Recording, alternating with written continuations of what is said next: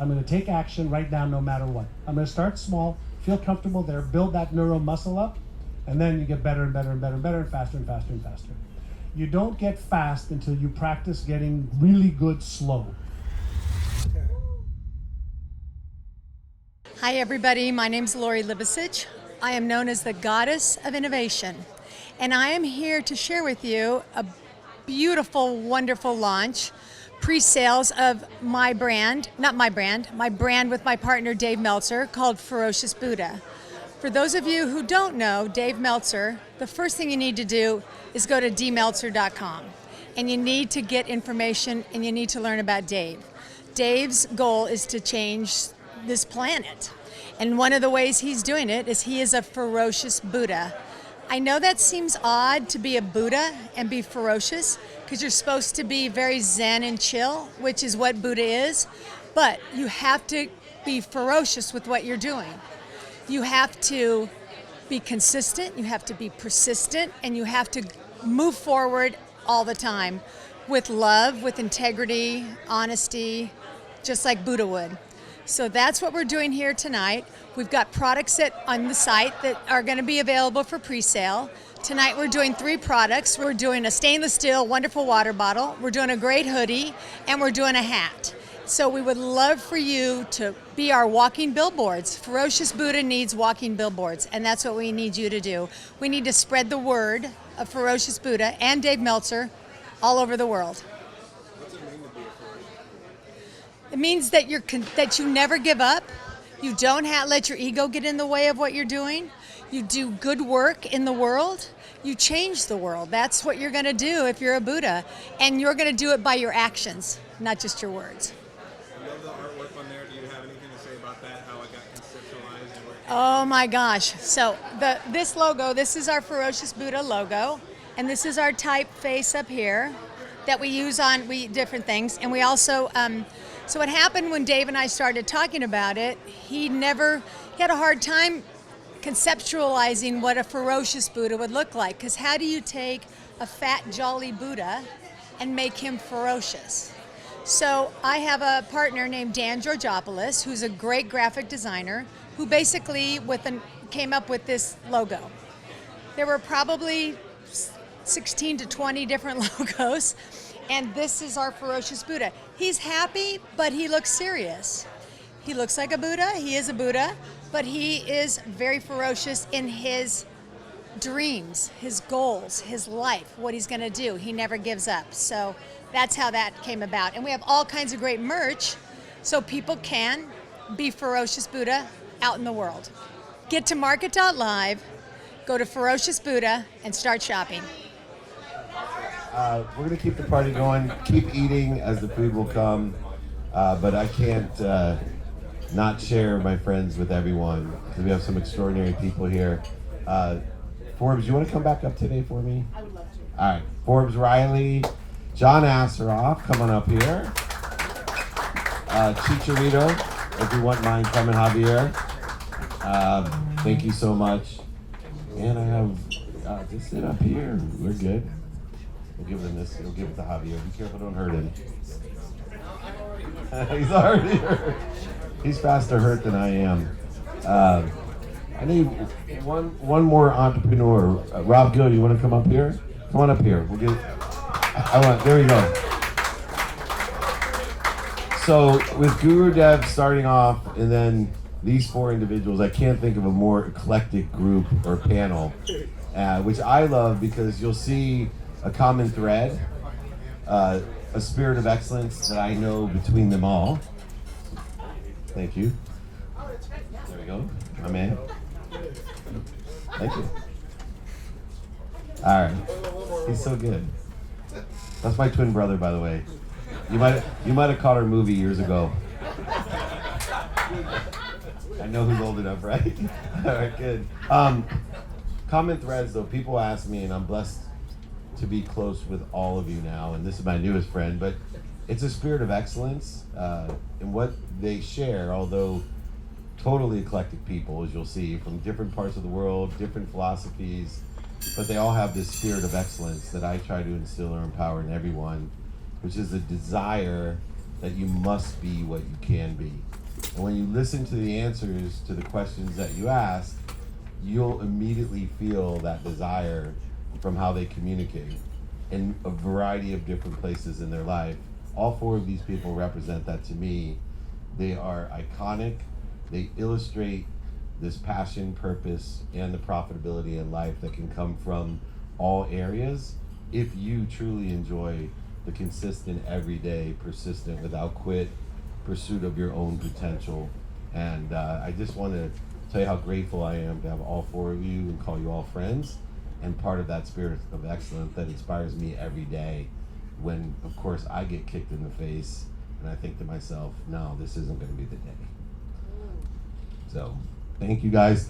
All right, you have an honor here. Take advantage of it. I want to see who really values learning, because who's going to ask the first question? Curiosity, anyone? You're going to let me ask it? All right, I'm going to ask it. Oh, nope, there's two people. All right, good. Tyler, everyone. Hey, what's up, John? All right, here's our question to whoever wants to answer it, which is, how do you, what's your go-to with business partnership struggles? So you have a business partnership struggle. What's your go-to to cure and or separate from there? Or teammate problem. Yeah, any of those. Yep, for sure. Any of that.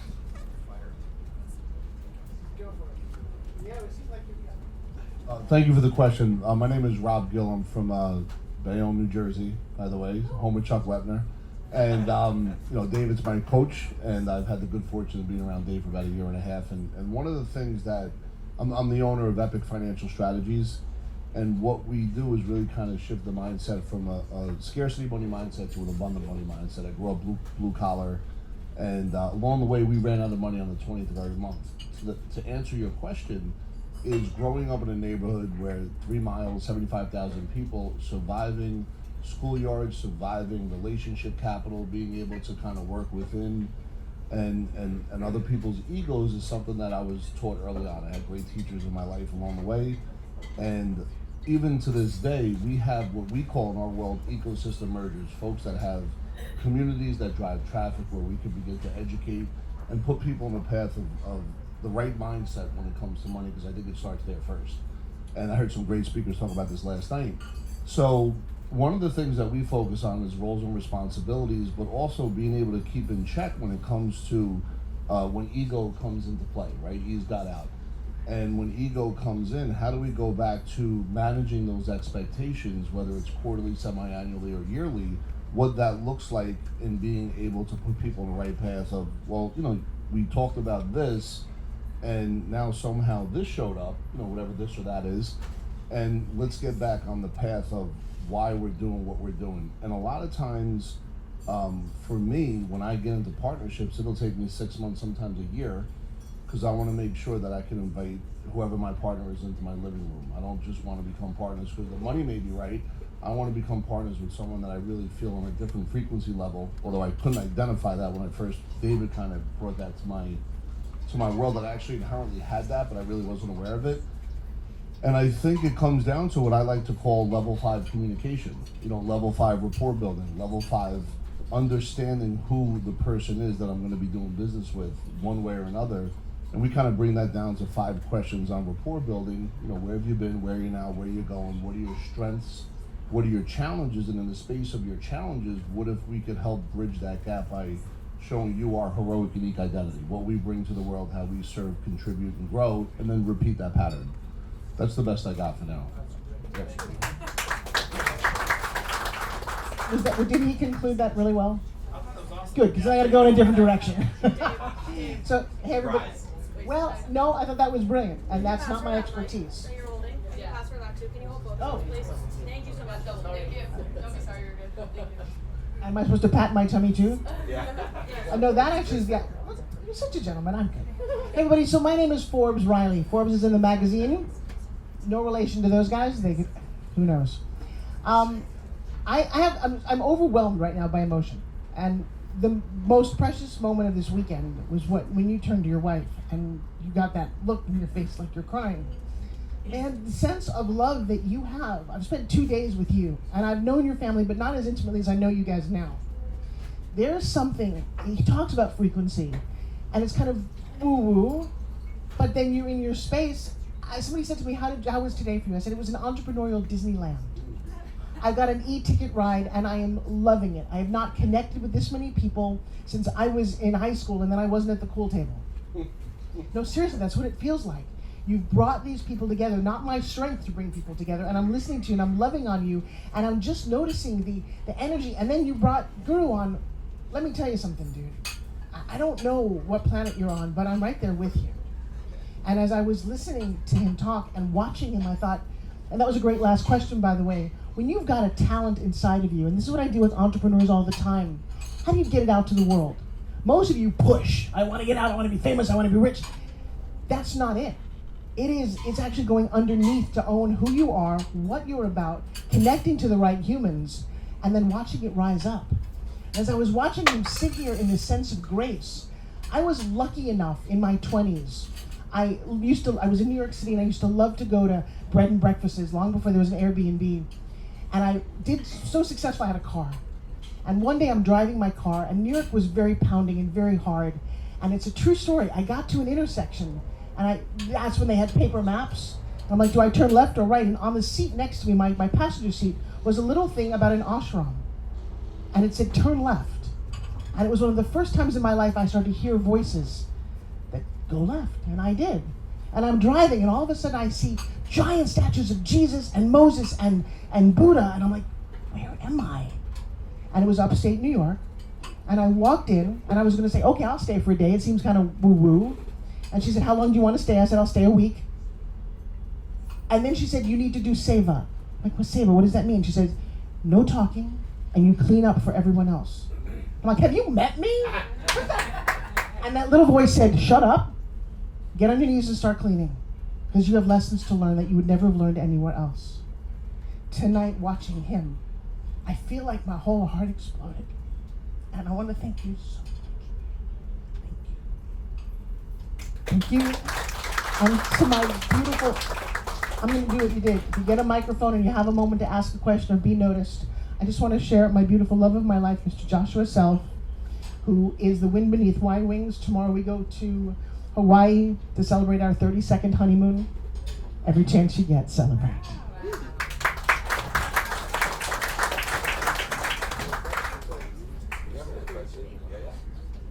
Do I have another question for here we go. Plenty out there. I'll carry it a little bit. Maybe off the steps. You certainly triggered something there. Oh, Scott Holmes. I also get to say I am immortal. It's a real brand. Nitro Super Coffee. So we were actually even speaking ahead of this in this conversation of, you know, the frequency, the vibration, and you've already touched on it about how the room, how we're going to feel coming in, and now already how we feel, right? And carry this with you on your way out.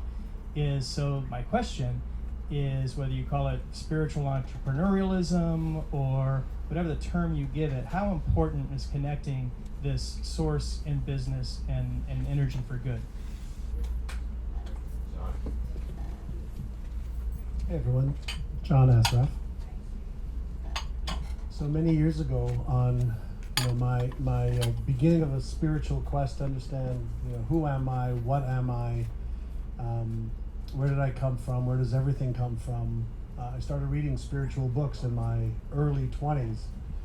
Many of you know Bob Proctor, who was one of the first people that introduced me to this thing called the law of attraction, which I prefer to use law of resonance now. And whenever we're talking about, everybody is spiritual. Some people are just more aware of it. The essence of everything and every human is spiritual. That's the intelligence that, for me, I believe, created everything and everyone. And we know there's millions and millions and millions of frequencies, on this planet in the universe. And so, as Dave pointed out, eloquently, he gets into this vibration. Tesla said, if you want to understand the universe, you want to understand success, you want to understand anything, you have to understand energy and frequency and vibration. So spiritual entrepreneurship, which is, I use that as a moniker. I'm a spiritual entrepreneur many, many, many years ago. And that is just to get into the vibration of kindness and goodness and possibility if all the frequencies are already here, like right now we don't hear any music in this room, but we can turn on a radio and tune into any frequency we want. Rock and roll, punk rock, classical, the music is already in the room. When you think about our body, 100 trillion cells oscillating and vibrating at the level of our thoughts and our beliefs. When we deliberately think or we meditate and go into another state of consciousness or another state of vibration, then we're tapping into what's already here now. We use microscopes to look deeper into the nature of things. We use telescopes to look out into the universe. Those are just tools to see further in or out. And so spiritual entrepreneurship is just tuning back into the essence of what we are. And then if you want to choose to be a spiritual entrepreneur for goodness, for growth, for encouragement, for empowerment, for kindness. I mean, the reason we're all attracted to Dave, he is just an embodiment of love and feels totally comfortable, with who he is, how he is, and just exudes it every single day. There may have been some effort he put into, being that way more frequently than not, but then it just become his natural state of being. And we resonate to that. But I mean, we're all repelling or resonating with everything and everyone around us. So choose the attractor factor based on, you want to be a spiritual entrepreneur. There's more than enough of us that want goodness, kindness, honesty, truth, value, and all that stuff. That's why I'm here, right? If I felt like there was any malicious intent on his behalf or self-serving intent on his behalf, I wouldn't resonate with that. So I don't mind being, like him, a go-giver and a go-getter. But being a spiritual entrepreneur is just, finding that which you resonate with. And I think we all feel so good when we're resonating with good stuff, good people, good food, good coffee, good whatever the case might be. So that's kind of like a universal take on it for 42 years of studying this thing.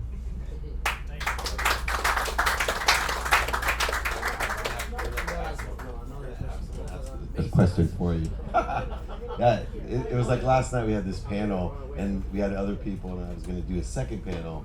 I'm like, there's no way I would do that to anyone. I wouldn't even want to go after that panel as well as this one.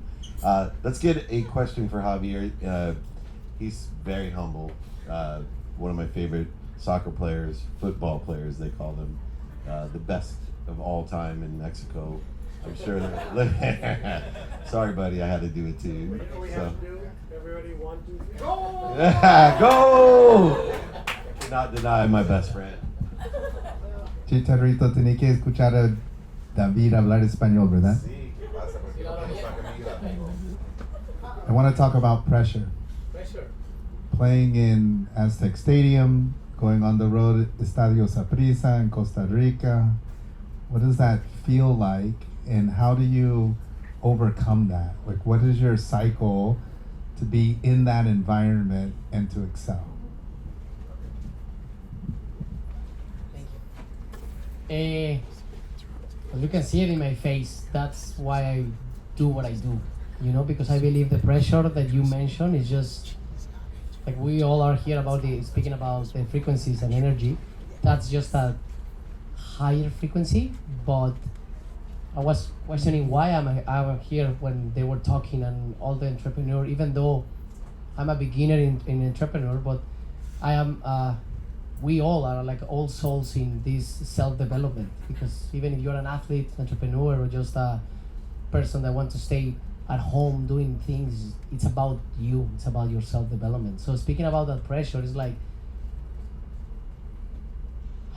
I think when you become a great entrepreneur or a great athlete, it's just the sum of those things that you've been doing it since the beginning in your room, if you have a home, thankfully, with your parents, if you have parents, with your sisters, cousins, friends, or whoever. So realistically, going back to the source, to yourself, it's just energy. And now I'm talking to you in that way because then I realized it. But when I was there, when I was 24, 25, sorry, I was freaked out most of the time.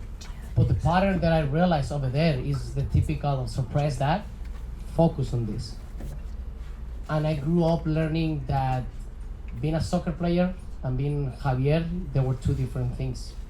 When I find out that took me 28 years, and it's very difficult for me to say this, but when I realized who I am is when I got everything that I wanted, and I still feel shit.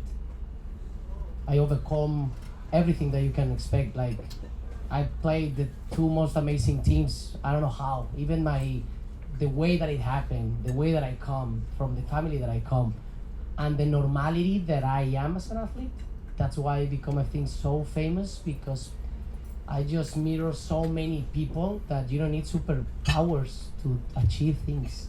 It's just that you are willing to pay the prices to become whatever you deserve or whatever you want to become, even if it's a thing that we cannot agree morally. You know, it's like whatever, it just has a price.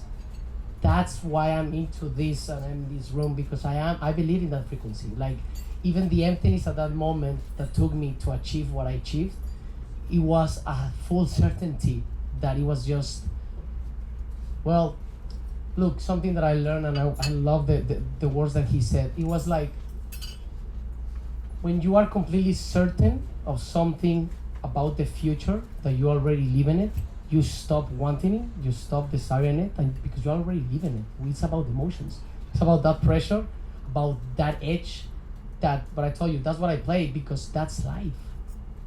You are in the edge, you just don't figure it out, or you have so many traumas, you have so many chaos in your life that you think they're not important. But realistically, for me, greatness is just a repetition of simple things, just doing it in a fake and amazing way. Sorry, the words, I curse a lot. I'm sorry. For me, for example, that other side of me, I grew up from Mexico. I grew up with a grandfather that he used so many words, and they're words. It's just the meaning that we give to it. I don't want to be disrespectful with you, and someone could feel, but it's just a word, and just an expression, right? It's another subject. But anyway, the thing of the pressure for me in those moments, it was just reminding myself that I dream about that, but not the cliche of dreaming. It's like, that's all the hard work that you did, all the grinding, all the sacrifices are for those type of moments. And then one uncle of me in a World Cup told me something that it blew my mind before this like more spiritual and philosophical way that I'm living right now. But he told me, look, Javi, Toro, let's say you are here in the World Cup, right? Already. Think about a graduation. This is the graduation. What do you do in the graduation? You celebrate, right? Because then in a graduation, it doesn't matter how much you studied, it doesn't matter how much you sleep, it doesn't matter nothing. You're already in the graduation. So what do you need to do? Have fun. That's true. The thing of life that I've seen it is every single day, if you want to believe that you are in the edge, you are in the edge. That's the beautiful part. That's how I see life. That's why I shave my hair. Because it's like, instead of covering it and doing things, there's two options. Or I go and I do the procedure and the surgery, or I just embrace age. What's the problem with it? Yes, why not doing it, right? So, no, honestly, no, and that's the thing. That's a beautiful thing, that there's people that have a lot fucking hair. Good job. I would have loved to be 6'2", you know? It would be better for my job. Anyway, sorry if it's that long. But the thing is, I think life is what you are, we are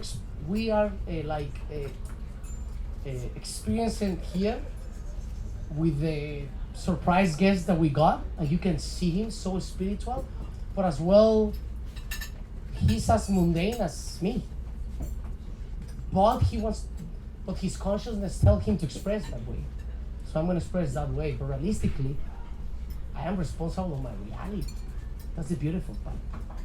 So I just want to create in this life, and that's why entrepreneurship, soccer players, makeup, physios, whatever it is, you know. Here the most important thing, I think, what attracts us to Dave, and Dave attracts us like the other way around, and it's staying very cliche, but it's like that thrive, but that thrive doesn't need to be to become. You already are.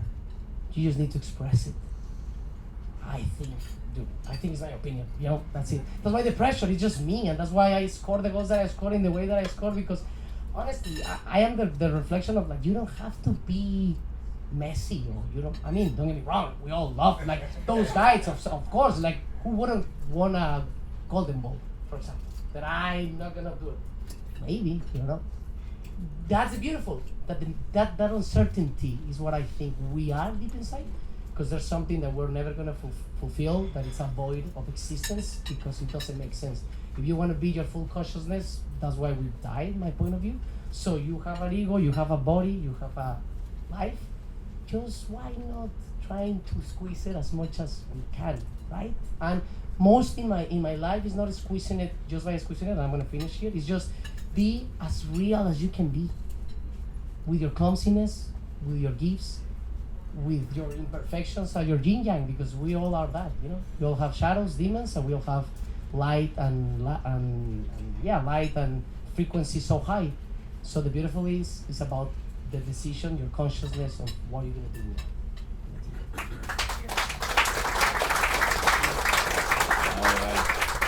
So they're serving salads, and we will take more questions only if it's okay with all of you. It's good. I do want to point out, remember what I started with, completely eclectic group of people, a spirit of excellence, a desire to be what they must be. And it reminds me when you talked about the emptiness of achieving what you wanted to achieve. Ricky Williams, one of our clients, had some struggles when he had achieved what he wanted to achieve. And he said, David, he's like, I am in a glamorized stuck. He's all, imagine what it feels like when you walk up to an 8-year-old boy who tells you that he wants to be you, and all you feel is empty. And you want to tell him, no, you don't. And I think as you achieve what you want to achieve, one of the ways to plateau and grow instead of spiral is to recognize that there is that emptiness all the way if we put our emotional address on an outcome, not on I am. Don't put that emotional address on the outcome. It's an emotional address on I am. I am happy, I am healthy, I am wealthy, I am worthy. Let's just figure out what we're doing to interfere with it, and you won't experience that empty feeling of achieving your address of what you wanted to achieve. I appreciate all of you staying back up here, so I'll keep asking the questions. We have hands everywhere. I can't deny my other friend here. This is Alexis. Of course, via her name, ask her anything. Alexa, yes, like Amazon. And I too have no relation to Amazon. But yes, super grateful to be here. And I work with Rob Gill. I'm grateful to be able to work alongside of him. And my question to you guys is, what, if anything, now at this point, because like Dave said, you guys are you're great. And when you feel out of alignment, what causes that? And when you're there, what do you do to get back to feeling aligned and at that high frequency? Beautiful. Who wants to go first?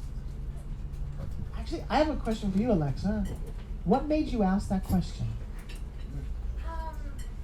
I'm always curious, right? Because I think that something I've learned is being a high performer or happy and positive requires constant effort and work. It's always a Stop calling it constant effort and work. Call it life. And I'm not kidding. The little words that we have that utter out of our mouth. I'm struggling. Well, congratulations. If that's what you choose to do. There's that says, you can or you can't. It's your choice. But those little words that you say to yourself, and David was saying them in a big way, but when you wake up in the morning and you say what you are, and if I asked you 10 things, I'm going to tell you probably 3 of yours is negative, and you don't deserve that. That comes from society about what we could do, what we should be. I had a very weird moment, and guys, will you go with me for a second? We've got a gentleman here who's got 6 million followers on Instagram, and I've got waiters who keep walking back and forth, and even during Guru Dev, trying to be so ginger. And I don't see any one of them in the room at the moment. I'm excited for them to come back. Did you look at your waiter? Did you have a thought about him? That, maybe he should be a little quieter, or he's doing it just... But I don't know if any of you looked at your waiter like I just did, with the same reverence I look at these gentlemen and go, they are serving us. They are hearing, and they're nervous about interrupting what we're doing. And do you value people at every level, or do you start to judge? I'm going to tell you, the less that you start to judge and love everybody at every level, something cracks open in your heart. And you are not nervous about meeting a celebrity because it doesn't matter. You more, when you hear their achievement, want to ask them those questions. What can I glean from you at that moment? I want to ask the waiter, how did it feel to be in Guru Dev's, and you're having to pour water? Were you nervous? Were you listening? And I think this innate curiosity and love keeps you in alignment. To have a star to go towards, to cut ties that keep you playing small from the past. How many of you, if I asked you about your story, would go, oh, well, let me tell you this? Irrelevant, because it's not there anymore. And it's whatever you thought happened, because memories aren't real. I know we can debate that for a day. But if they're not, and you're writing your script from your heart, why wouldn't it be anything less than absolutely wonderful? Interesting. She read all my stuff right. It's for everyone else. I know. So I'll pick up from the last question around spirituality and a philosophy. And first, if everything happens in life for a reason, a purpose, for my spiritual growth, my physical growth, whatever the case might be, and everything is already in alignment in the universe, then first and foremost, what's causing me to believe or think that things are not aligned, right? So my interpretation can cause me to think it's not aligned. But sometimes when things seem like they're, falling apart, they're actually falling into place, but it's just not in your timeline. So part one. Part two is, what's causing the feeling of being, in a state of, not being aligned? Is it a thought pattern? Is it an emotional pattern? Is it a behavioral pattern? Like, what's causing the feeling, right? Because, feeling like you're not aligned, something is creating that feeling. And so before we have a feeling, there's usually thoughts, or there's an interpretation or perspective that we have about how something should be. And then back to what he said, the meaning that I give that thing causes the feeling. So I asked myself, in order for me to be in alignment, do I have daily, weekly, monthly, quarterly rituals to be more in, let's say, harmony and in alignment than not? And then do I have strategies when I'm feeling out of alignment? What is my counter strategy to that so I get back in alignment? So when we talk about, Guru Dev saying, meditation, I've had a meditation practice for 42 years, to be in alignment, to be in a state of reflection, to be in a state of mindfulness, to be in a state of responsiveness instead of reactiveness. But that's a practice. And, the professional athlete here has practiced, the moves, the kicks, the pressure so much. That's all he knows, right? So what's causing the misalignment? If he kicks a ball that is supposed to be in the top left corner of the goal and it misses by a foot, he's analyzing, what did I not do right with the angle of my shoe, my foot, right? The speed, the arc, the wind, the lighting and everything. So everything that we're experiencing is an effect. We live in a world of effect. So I always like to come back to cause. But what's cause? What's the cause? Right? So there's a little answer on that. Let's do another question. That was, unless you guys are burning down someone, I think it was great. Go for it. I'm gonna give you the microphone. How you guys doing? My name is Jeffrey Pinzon. David, thank you. This is an honor to be here with all of you guys today. I believe that faith that hasn't been tested cannot be trusted. What were some critical moments that gave you an opportunity through challenges to discover the gift that God gave you guys? What were those pivotal moments?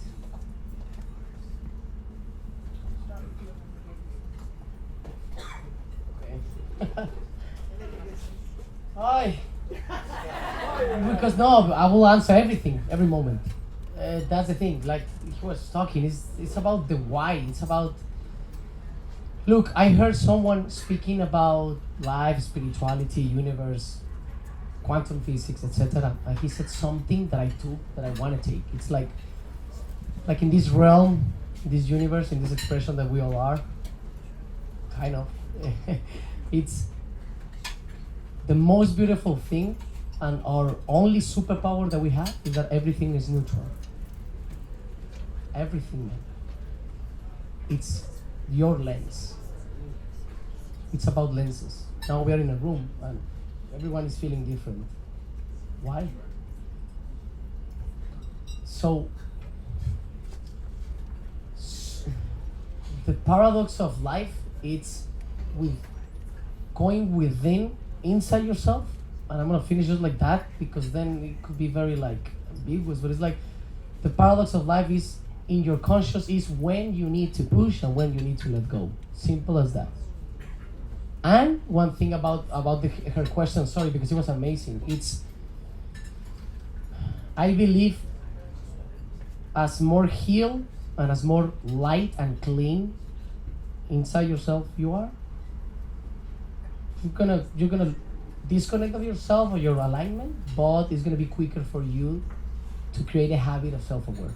Because the self-aware is why I'm feeling cold, okay, why I'm feeling sad, why I'm talking here, why I'm listening, why my heart is going boom, boom, boom, boom, boom, boom, boom, why I'm uncomfortable, why, cause, why, it means like why, what was cause, it was why. So about your question about the events, look, it's like a fan base, something that I realized, like fans, supporters, right? I call it like this. When things are going well with your team, you are not a supporter, you are celebrating. When you are losing, you are not supporting me, so who you are then? Because then is when I need your support. Because when I'm scoring goals, you celebrate. When I'm doing touchdowns, you're celebrating. When I'm fucking it up, that's when I need my supporters, right? And it's, countries are very, it's complicated, or roots or whatever. In Mexico it's very like that. So the realizing who I am, that I'm the listener of the thoughts, not my thoughts per se. It just, it made me look at the waitresses, extraordinary people, or people that the word extraordinary people with ordinary people want to put moral thing on it, and for me it's not even morality. It's just I decide to do extraordinary things of some other person's life, ordinary. My life is not better. He or she lives. Sorry, it's not worse. It's just worse, man. It's the morality. So what I'm trying to be is not being as plain. It's being as light and clean inside myself with the whys of who I am, what I'm feeling.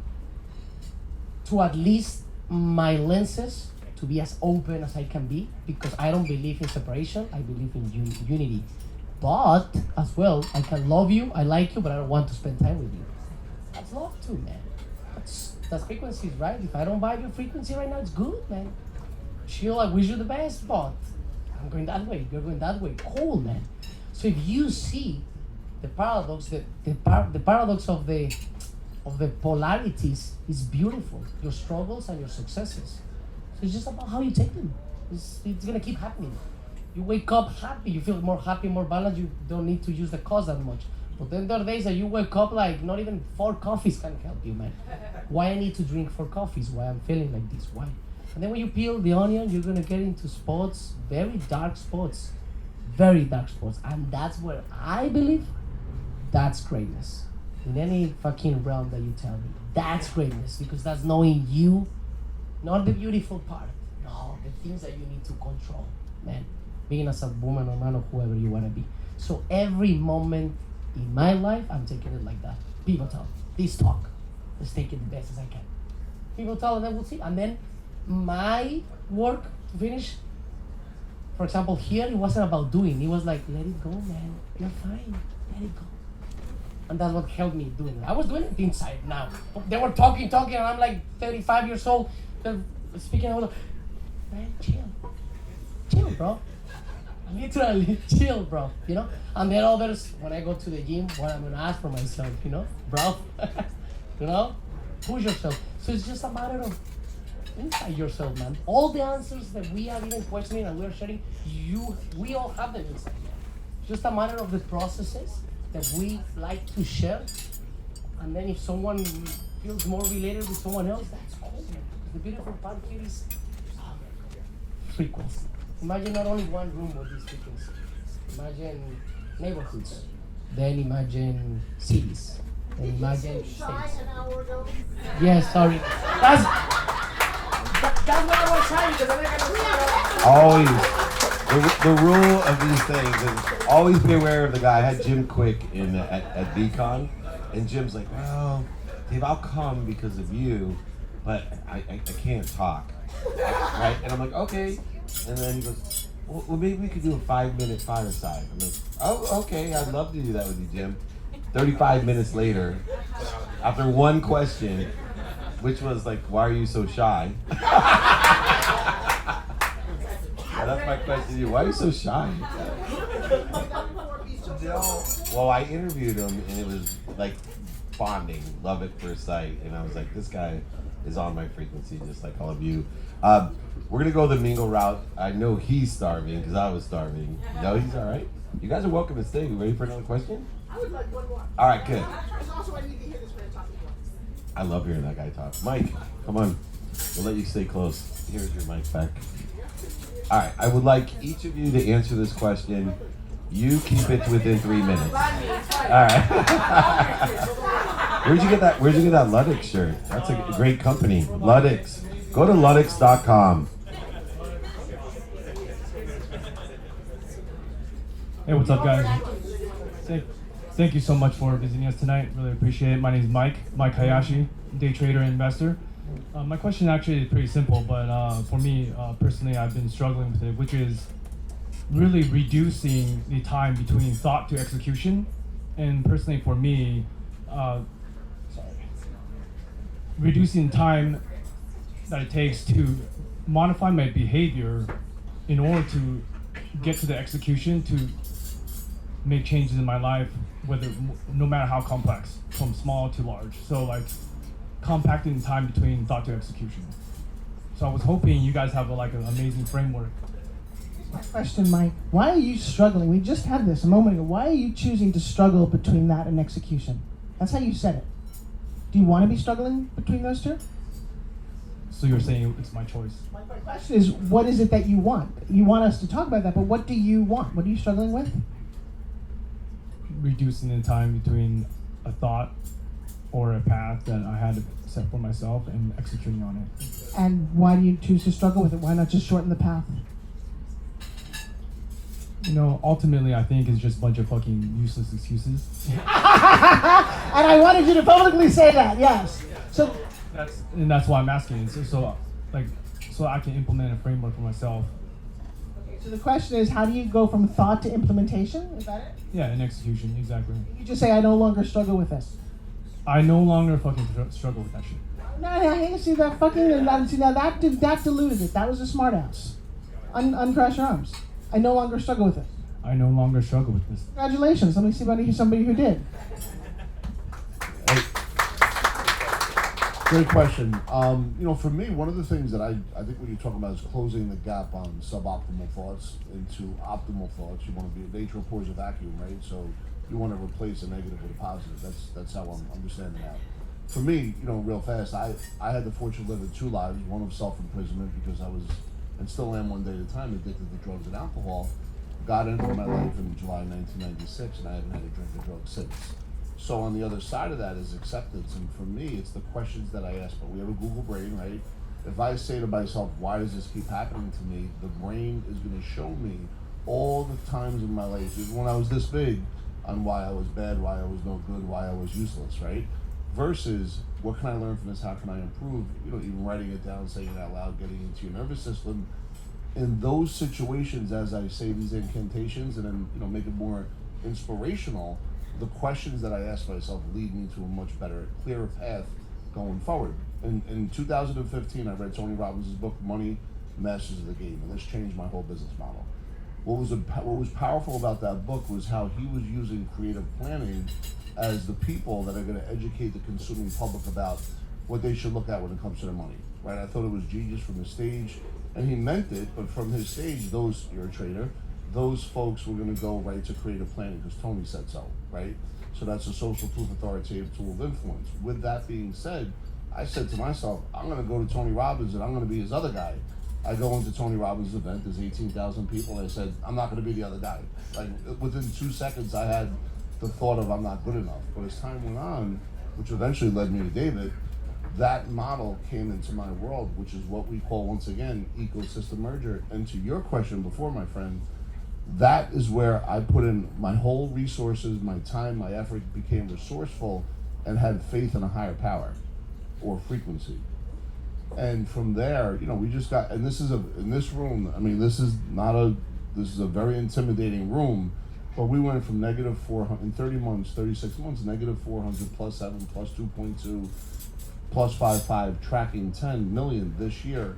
And we just got valued on one part of our business at $27 million.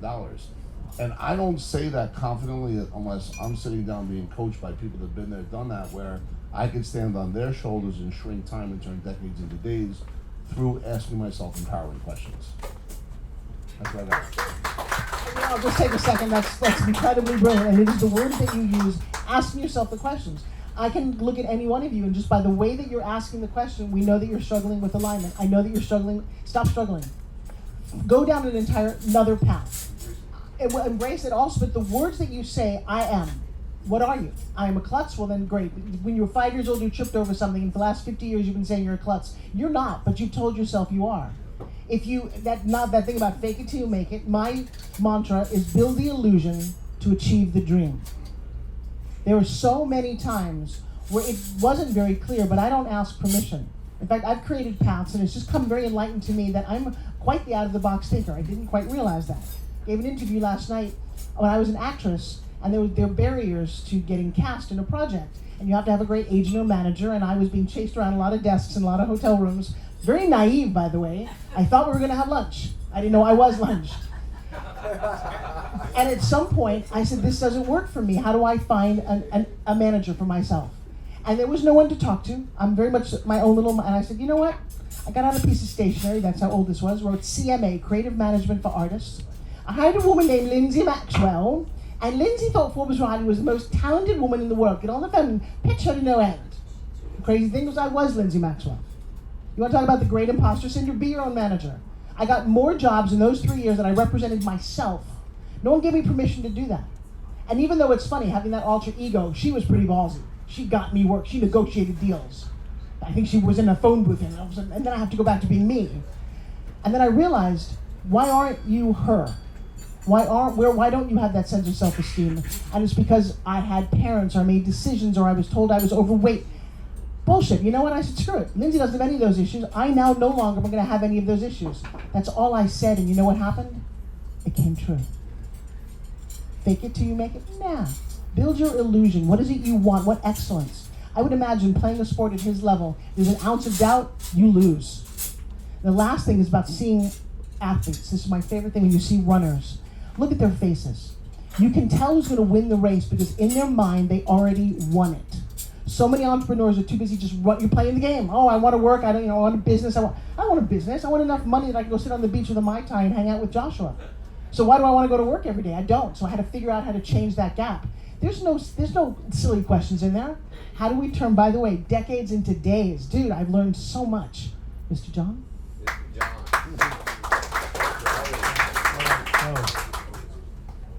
I've been studying behavioral neuroscience for 40 years, so this is kind of like my wheelhouse of passion. I'll do a little bit of teaching with some explanation underneath. If you think about the human brain, the number one priority of the human brain is what? Survival, right? Survival and safety. So all neuromechanisms, all used for food, glycogen, is for survival and safety first. Agree? What's the second priority of the human brain? No, not procreation. Avoidance of any real or imagined pain or discomfort. So the hierarchy of our brain's unconscious decision-making process use all energy, glucose, for survival and safety first. Right beneath that, is this thing gonna eat me? Okay, or can I get injured physically, emotionally, spiritually, financially? Is the second thing that the brain operates under at an unconscious level. Then it's energy conservation, then it's gain or pleasure. So what's happening with you, there's 6,200 thoughts a day that we have, according to the latest research about 6 months ago, not 50,000 or 75, so let's get it back down, 6,200. The majority of it is negative, disempowering, destructive. Why? Because our brain is consistently looking to potential threat or danger in the next second or future and releasing the neurochemicals as if it's happening right now. So in your particular case, you're actually experiencing fear. That's what's really the issue. Okay? So your brain is experiencing the fear of this decision that I want to make, not thought. The decision that I just said I want to make. Between your decision or your choice to do X, fear is setting in, going, what if it's the wrong decision? What if I don't have enough information? What if I get embarrassed, ashamed, ridiculed? What if I lose money? What if the market swings this way? What if negative? That's what I call as Frankenstein's monster. We all have it. So the key is not the fear, because you could turn the fear into the fuel, no differently than when you're in a championship game, or you've got to do an acquisition, or you're negative 400 or 500K. You can focus on the negative. You go, okay, how do I turn that fear into my fuel? What information do you really need to make a decision to pull the trigger? Do you need to practice that with 10 bucks? Practice with 10 bucks.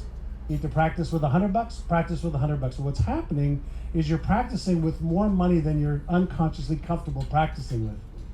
And so you're not prepared to lose, and that's what your brain's holding you back from.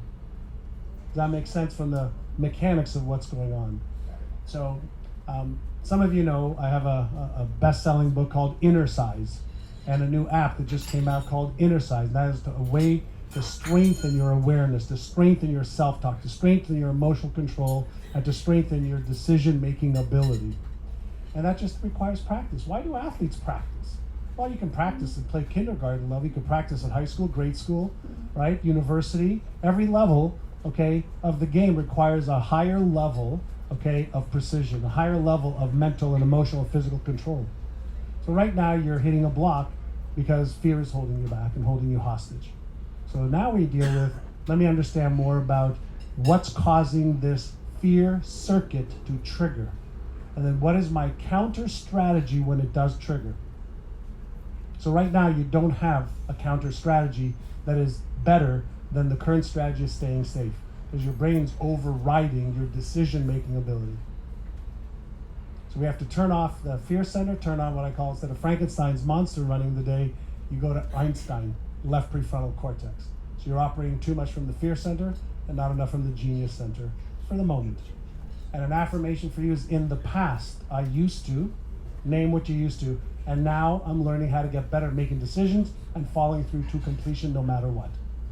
So go, in the past, I used to do this. Right now, the way I'm changing this is I'm going to take action right now no matter what. I'm going to start small, feel comfortable there, build that neuro muscle up, and then you get better and better and better and better and faster and faster and faster.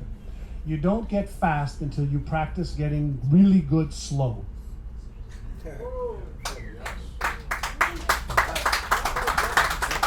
Sorry for the long-winded, but that's my zone of play. All right, 3 minutes, Dougie Fresh. For me, You're on. for me, it's the same way. Just fuck it. I learned it in a more street way, if you can call it, with a lot of pain that it wasn't necessary. Literally, that's why I'm here. That you don't have to. That's why.